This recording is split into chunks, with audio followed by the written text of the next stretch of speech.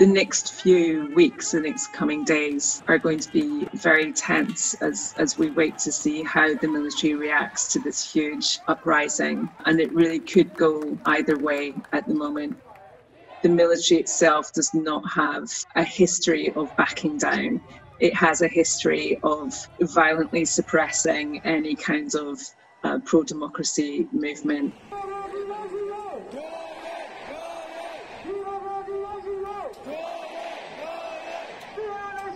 The military in Myanmar have been caught on the back foot. I don't think they really expected there to be such a backlash against the coup. We've been seeing hundreds of thousands of people on the streets marching every day now for days on end, and the tide is just not stopping.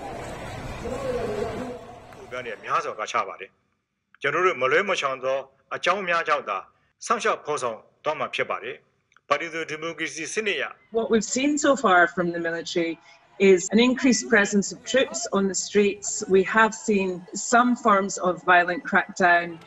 Protesters have faced water cannons, have faced tear gas. We've also seen live fire.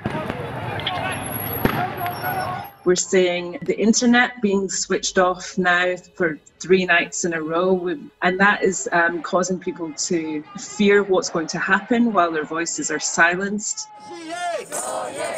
Aung San Suu Kyi was very popular because she was seen as this pro-democracy leader who spent 15 years under house arrest for the sake of trying to reform the nation and trying to give people more rights.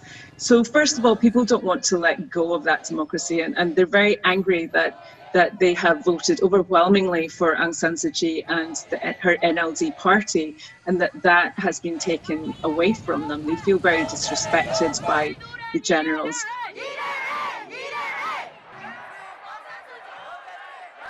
Myanmar was going through a democratic transition. Many people would argue that it hadn't achieved full democracy yet. The military still regains a lot of control over the parliament. They had 25% of the seats. They also had control over key ministries. The civilian government was very restricted in what it was able to do.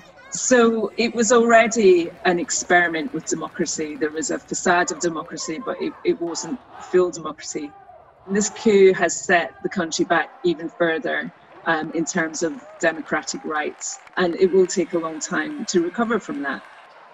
And even if the military somehow backs down, if it avoids a violent confrontation with protesters, or even if it has fresh elections, then the democratic progress that the country made has really regressed, and that's very unfortunate.